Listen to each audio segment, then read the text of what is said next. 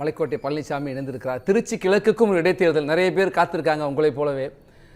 தமிழ் மக்களின் வளர்ச்சியும் தமிழ்நாட்டு வளர்ச்சியும் தன் மையக்கருத்தாக கொண்டும் இயங்கும் எங்கள் தங்க தளபதி தர்மத்தாயின் தவப்புதல்வன் அண்ணன் விஜய் அவர்களின் ஆசையுடன் தொடங்குகிறேன். நாங்கள் யாரையும் கைவிடுறதும் இல்லை, யாரையும் வேணான்னு சொல்கிறது கிடையாது. மக்கள் நலப்பணிக்காகவும் தமிழராக நாங்கள் வரவே இருக்கிறோம். எல்லாருக்கும் பதவி கொடுத்துக்கிட்டே தான் இருக்கோம். இப்போ கட்சி பார்த்திங்கன்னா கட்டமைப்பை வளர்க்கும் நிலையில் இருக்கிறோம். ஸோ ஒவ்வொரு கட்டமாக அனைத்தும் சேரும் அனைத்து நபர்களுக்கும் பதவி வழங்கிட்டே இருக்கோம். ஒரு எக்ஸாம்பிள் பார்த்திங்கன்னா நாங்கள் அவங்களுக்கு ஒரு பதவி கொடுத்துருக்கோம். ஏன்னா அவங்களோட உழைப்பு, ஆதவர்ஜுன அண்ணன், சிடிஆர் நிர்மல்குமார் அண்ணன், இது மாதிரி நிறைய எக்ஸாம்பிள்ஸ் இருக்கிறாங்க. அதாவது ஒரு கட்சியில் நான் ஒரு மாவட்ட செயலாளராக இருக்கிறேன், இங்கே வந்தோன்னா அதே மாவட்ட செயலாளராக கொடுக்குறேன் அப்படின்றது மாதிரி அந்த மாதிரி கட்டமைப்பு எங்கள்கிட்ட கிடையாது. எங்களை பொறுத்த வரைக்கும் மக்கள் நலப்பணியும் தலைமைக்கான தலைமைக்கான கீழ்ப்படிந்து நடக்கிற முறையும் இதெல்லாம் யார் யாருக்கெல்லாம் இருக்கோ நாங்கள் கொடுத்துக்கிட்டே தான் இருக்கோம்.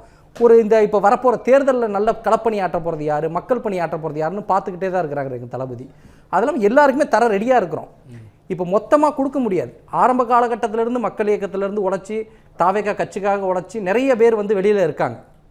ஆல்ரெடி உழைப்பை செலுத்தியவர்கள் பதவிக்காக காத்திருக்கிறார்கள். அவங்களுக்குமே நாங்கள் பதவி வழங்கி படிப்படியாக இப்போ இவங்களும் நம்ம கட்சிக்கு வந்துட்டாங்க. அதிமுகலேருந்து வந்தவங்களும் வந்துட்டாங்க. அவங்களும் எங்கள் அண்ணங்க தான், எங்கள் தம்பிக்கு தான். அவங்களுக்கான பதவிகளும் சரியான நேரத்தில் வழங்க தயாராக இருக்கிறார். ஸோ இப்போ எல்லாருக்கும் உடனே கொடுக்க முடியாது, தவிர வரும் காலத்தில் படிப்படியாக கண்டிப்பாக கொடுத்துக்கொண்டே வரும். சேர்ற ஒரு நாளைக்கு வீடியோ வருது, ஃபோட்டோ வருது, அதுக்கப்புறம் அமைச்சர்களை கூட யாரும் இப்போ எங்கள் கட்சியில் இருக்கவங்களுமே யாரும் அடிக்கடி ஃபோட்டோலலாம் வரதில்லையே. இப்போ நீங்கள் எக்ஸாம்பிள் எடுத்துக்கோங்க, கமாண்டோ பாஸ்கர்ன்றவர் ஒரு மாற்றுக் கட்சியிலேருந்து இணைந்தவர், அதிமுகவில் எக்ஸ் சேர்மனாக இருந்தவர் திருவள்ளூரில். அவர் தான் திருவள்ளூருக்காக எம்எல்ஏக்காக முயற்சி செய்தவர். ஒரு சில காரணங்களால் அவரால் அந்த வாய்ப்பை பெற முடியல. டாக்டர் அருண் அவர்கள் பெற்றாங்க.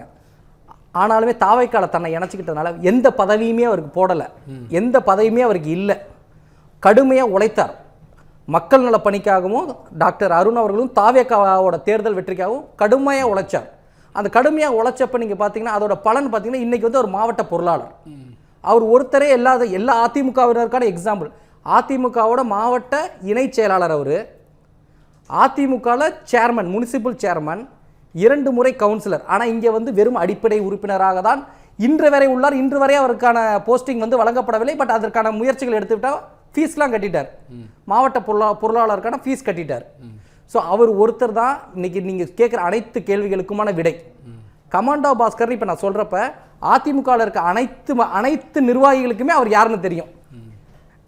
நம்ம கடலூர் சம்பத் அண்ணனாக இருக்கட்டும், கடம்பூர் ராஜி அண்ணனாக இருக்கட்டும், சிவபதி அண்ணனாக இருக்கட்டும், எல்லா சிவி சண்முகம் அண்ணனாக இருக்கட்டும், இசக்கி சுப்பையாவாக இருக்கட்டும், சிவி சண்முகம் இன்னும் வரல சொல்கிறேன். அவங்களுக்கு தெரியும் போறாரு.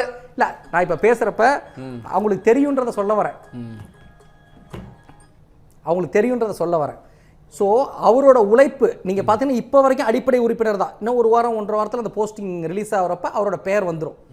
அவர் எத்தனை முறை கட்சிக்காக உழைத்து அந்த திருவள்ளூர் நகரத்திலிருந்து அவருக்கான செல்வாக்கு அனைத்தையும் தாவேக்காவின் செல்வாக்காக மாற்றி தாவேக்காவிற்காக கடுமையாக உழைத்து தாவேக்காவிற்கான வெற்றியை தேடி தந்தார். சரி, யாரையும் கைவிடலை, நீங்கள் யாரையும் கைவிடவே மாட்டோம். எப்போதும் எல்லாம் வர்றவங்கலாம் விரும்பி தான் வராங்க. விரும்பி வந்தவங்களையும் நாங்கள் பாதுகாத்து அவங்களுக்கான மக்கள் நலப்பணிக்கான ஸ்கோப் கொடுத்து அவங்களுக்கான உழைக்கிறதுக்கான இடத்தையும் கொடுத்து அவங்க பர்ஃபார்மன்ஸ் பேஸில் அவங்க வருங்காலத்தில் எப்படி களப்பணியாற்றுறாங்களோ அதை பொறுத்து நாங்கள் பதவிகள் வழங்குவோம். சரி, திரு பழனிசாமி, நிறைய பேர் விரும்பி வர்றாங்கன்னு சொன்னீங்கல்ல, வந்தவங்களே இப்போ மக்கள் மன்றத்துக்கு மக்கள் இயக்கத்துக்கு நிறைய வாய்ப்பு கொடுப்பான்னு சொல்கிறாங்க. அது திருச்சி கிழக்குலேருந்து ஆரம்பிக்கலான்னு நம்ம பொறுத்து இருந்து பார்க்கலாம். அது இல்லாமல் அந்த 6 தொகுதிகள் இருக்குல்ல, 7ல் 6 அதிமுகலேருந்து வந்தவங்க, அவங்களுக்கே வாய்ப்பு இருக்காதுங்கிறது மாதிரி சொல்கிறாங்க.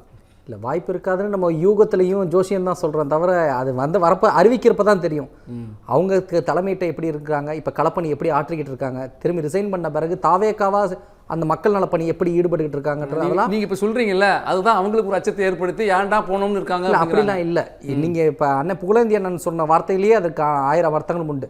நாங்கள் அனைவரும் விரும்பி எந்த ஒரு பதவி எதிர்பார்ப்பும் இன்றி ஒரு களப்பணி ஆற்றிக் கொண்டிருக்கிறோம். அரசியலில் பதவி போவாங்களா? தாவேக்காவின் தலைமை பண்பை பிடித்தும் தாவேக்காவின் நேர்மை, தளபதி விஜய் அவர்களின் நேர்மை பண்பை பிடித்து தான் வந்தோம் என்று அண்ணன் புகழேந்தி சொல்கிறார். அதே மாதிரி தான் நான் கடலூர் அண்ணன் முன்னாள் அமைச்சர் சம்பத் அண்ணனும் அதே தான் சொல்கிறாரு.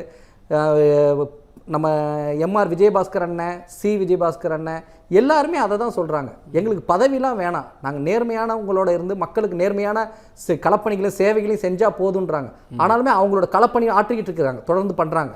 ஸோ அவங்களோட பேஸ்ட் ஆன் த பர்ஃபார்மன்ஸ், அவங்க இனி வருங்காலங்களில் எப்படி ஒர்க் பண்ண போகிறாங்க, உழைக்க போகிறாங்க, கட்சிக்கு எப்படி விசுவாசமாக இருக்க போகிறாங்க, மக்களுக்கு எப்படி உண்மையாக இருக்கிறாங்க, நேர்மையை எப்படி வழிநடத்தி கொண்டு போகிறாங்கன்னா அதை கவனிச்சுக்கிட்டே இருக்கிறாரு எங்கள் தளபதி.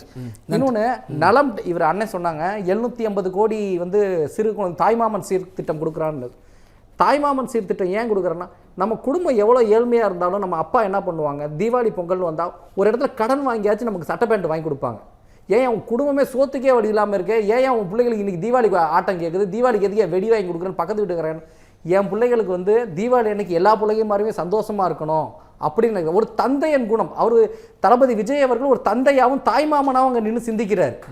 அவர் வந்து வித்தியாசமான பாயிண்ட். ஆனா பிள்ளைங்க கிட்ட போய் காசை புடுங்கி அதுங்களுக்கு அந்த தவறுகளை வந்து உதாரணம் வந்து உண்மையிலே கவிஞர் ரேஞ்சுக்கு இருக்கிறாரு, வாழ்த்துறேன். நல்ல உதாரணம் இல்ல, இது வந்து ஹார்ட்ஃபுல்லா சொல்றேன். நான் வந்து என்னோட ஃபேமிலியை தான் நான் எதிர்பார்க்கிறேன். இப்ப என் கையில காசு இல்லாட்டி என் பையன் இது பண்றானா, நான் ஒரு 10 ரூபா கடன் வாங்கி தான் செய்வேன்.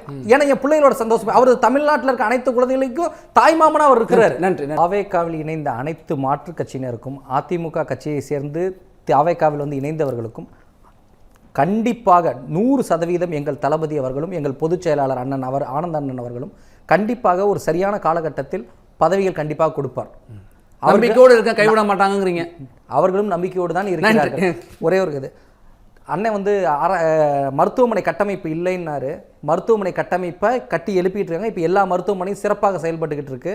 நம்பர் 1 நலம் டிஎன் அப்படின்றது மூலம் கார்ப்பரேட் சோசியல் ரெஸ்பான்சிபிலிட்டி மூலம் நியூ எக்யூப்மெண்ட்ஸ் எல்லாத்துலயும் எம்ஆர்ஐ ஸ்கேன்ல நம்ம நிதிகள் என்ன தேவை, என்ன கட்டமைப்பு மேம்படுத்தணும்னு சொல்றோம்ல, அந்த நேரத்தில் நம்ம தாய்மாமன் சீர்னு ஏன் அதுக்கு போய் 750 கோடி தேவை, இதை கொண்டு வருவோம் அப்படிங்கிறாங்க. அதுதான் வேற ஒண்ணு. அப்பா படிக்க வச்சு தானே ஆகணும், கஷ்டம்னாலும் படிச்சு தானே ஆகணும், கஷ்டம் ட்ரெஸ் போட்டு தானே ஆகணும். நன்றி. தமிழ் ஜனம் சேனலை சப்ஸ்கிரைப் பண்ணாம பார்த்துட்டு இருந்தீங்கன்னா மறக்காம சப்ஸ்கிரைப் பண்ணிடுங்க.